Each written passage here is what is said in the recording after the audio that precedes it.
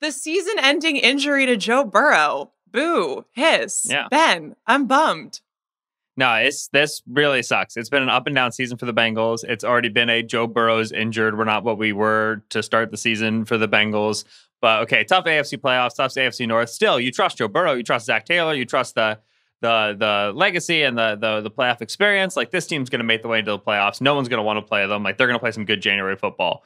Now it's Jake Browning down the stretch. And you just can't. Yeah, suboptimal. It is just not in this AFC playoff picture.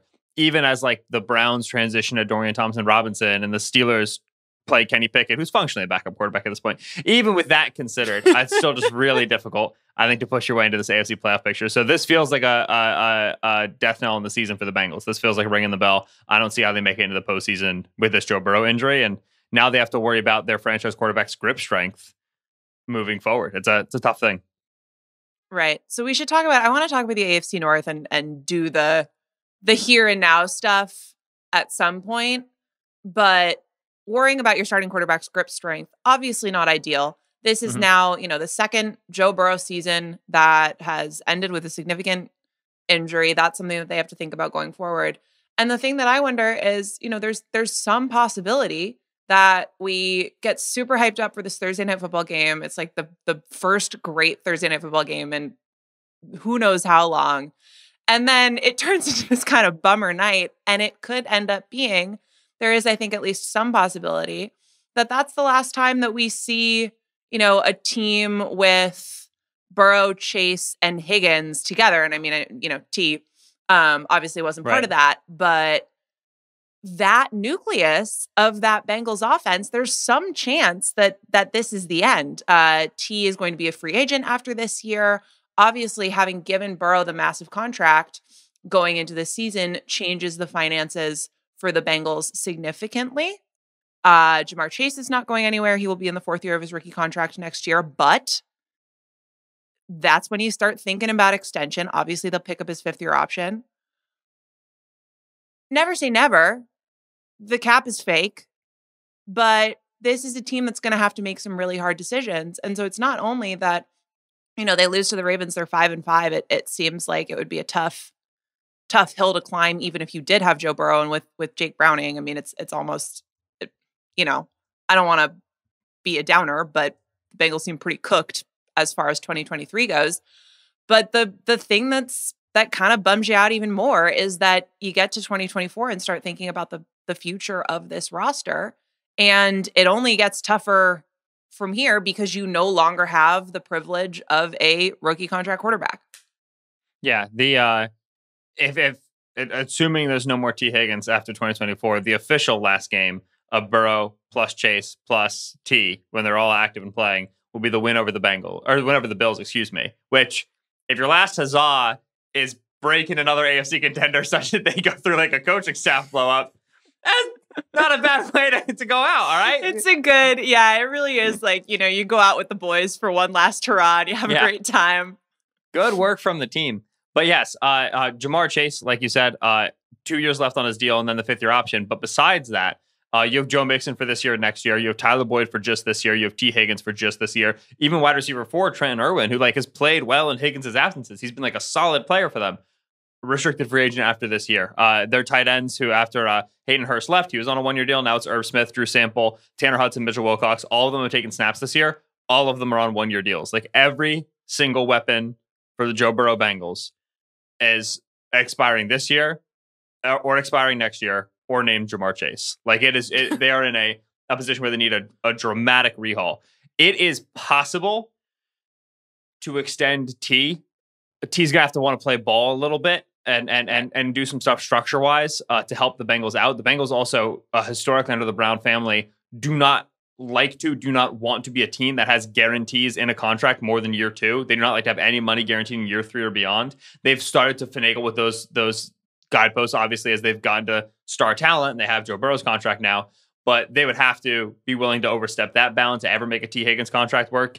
And then even then, once you do that, now you're kind of committing yourself to saying, right, a lot of chips in on T, a lot of chips in on Jamar Chase. It's going to be harder to re-sign some of our defensive players when those guys get up, so on and so forth. So this is it's a big fence post moment here for the Bengals. It was always going to be. And now with the lack of Joe Burrow the rest of the way, with the Burrow injury, you have to do so with a little bit of uncertainty at quarterback, and also potentially with like a top 15 pick burning a hole in your pocket. Because if the Bengals had gone through the projected season that we thought they would this offseason, AFC North, they're going to win it. Oh, they're going to play in the divisional round, and they end up with pick 29. Well, you start saying, all right, how are we going to replace T. Higgins with like a receiver at like 25 overall, at 30 overall? That's like Jalen Reagor territory. I don't know if we can get that done.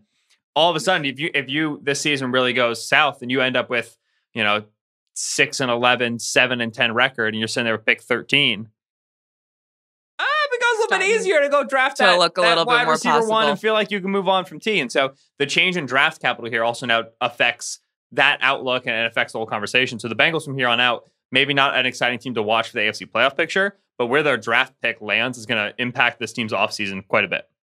If you remove the massive bummer element from it, it will be interesting just because it is such a sliding doors moment of are they willing to do some of the stuff that they were willing to do with Joe in terms of guarantees and in terms of the structure of the contract with some of those non-quarterback players, right? Because it can go both ways. It can go, we have Joe Burrow. We are in this competitive era that's more exciting than it's been for a while in Cincinnati, and we want to go all in for it. Or it can be, we went all in for Joe Burrow because he's our franchise quarterback, and now we want to make a statement that the Cincinnati Bengals actually don't do this, and we don't hand out guarantees like that, and we want to reset the precedent of you can't expect this if you play here long term. People inside that building would have to answer the question of what direction that's going to trend in, but it'll be interesting to watch. Ben, I said really depressingly that the Bengals are cooked. Let's try to be nice here. What is the absolute best case for Cincinnati playing out the rest of the season? Well, the Bengals play the Steelers, the Jaguars, the Colts, the Vikings, the Steelers, the Chiefs, and the Browns the rest of the way. All of those teams are 500 or better. Their average opponent is like 65% win percentage right now or something like that. It was gonna be tough with Joe, and now it's Jake. Anybody who hasn't watched some Jake Browning, I would encourage you to turn on some 2017 Washington Huskies highlights. You will convince yourself that the dude might be a dude. A lot has happened between now and then, but there was once a time. So you can get there if you want to get there. I thought Browning looked perfectly cromulent, just like totally acceptable in relief of Burrow. I think that you can be a good backup quarterback in an offense that has just like cromulent. Just go. We just keep doing a podcast. Cromulent's in the dictionary because of me. Okay, we've been over this, right? I know. Yeah, exactly. I know. You think I'm not going to use it? I'm a loyal expat. Thank you. So, with T and Jamar Chase in an offense, you still are going to be like, there's ways that this passing offense still works. Like Browning looks functional. It feels like an average QB2 offense where it's like, all right, they're not incredible, but they can move this thing down the field with some moderate success. The problem is defensively, this isn't the unit that it was in seasons past. They're the second worst team right now by defensive success rate. They're struggling with personnel issues on that side of the ball. Offensive line, they made their big changes last season and this season. It has not paid off for them. Orlando Brown Jr. is a problem on the left side for them. Cordell Volson is a problem for them on the interior. Like, they have issues. They have a lot of problems that when they've won games, they've won these close one-score games in large part because Burrow has been good in the fourth quarter and they're a great clutch team and they're awesome in these 2-minute situations.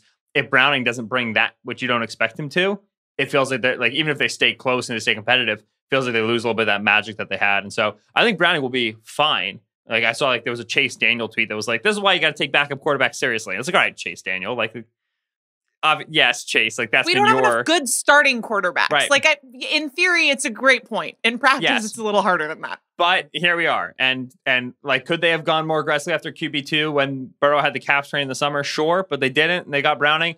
I think Browning's going to be fully capable of throwing a 30-yard duck to T. Higgins and asking him to make him look right. And I think T's going to be good at catching that ball. So they'll be okay. You know, it's really Josh Dobbs' competency is really tough for all of the teams that are losing their starting quarterbacks, because he is just, I am assigning Josh Dobbs left and right as reasoning for why teams didn't take their backup role seriously enough. Like, there's 5 or 6 NFL teams right now where I'm just sitting on podcasts going, you could have had Josh Dobbs for a 5th round pick and you didn't. And it's totally unfair. It's always mobility. QB2 needs to be a guy who can move. He needs to be a guy who can erase negative plays for you. And Jake Browning thinks he can move. And that's close. That's close. It's not always the same, though. He is willing to move. It's just not always optimal. All right. So, to my Do we need eye, to talk about like Burrow, like when the hand, the sleeve, so that's and the exactly plane? what I was going to bring up. I was thinking, okay, cool. To my eye, this injury went down when Burrow was tackled by Jadeveon Clowney and fell funny, caught himself on his wrist. There's, I guess, a little video going around where you can kind of see him mouth something like, "I heard a pop" afterwards. However, there is video available of Burrow getting off the team plane in Baltimore where he's wearing a wrap on his hand. The NFL is investigating whether there was any issue in the reporting of Joe Burrow maybe having a pre-existing injury. He was not on the injury report leading into the game. Burrow told reporters in Cincinnati today that it was a, quote, completely different thing. It's not uncommon for guys to wear compression sleeves on planes. When you go to altitude, things can swell up. Are you calling shenanigans? I think overall, no shenanigans. I think that Burrow hit his hand in the Texans game last Sunday. Chris Long had the video of it up. Like, you see him, he hits his hand. He gets like sandwiched between him and Orlando Brown. He's like shaking it. He's moving it, and then he continues to play and he's throwing the football well and like whatever.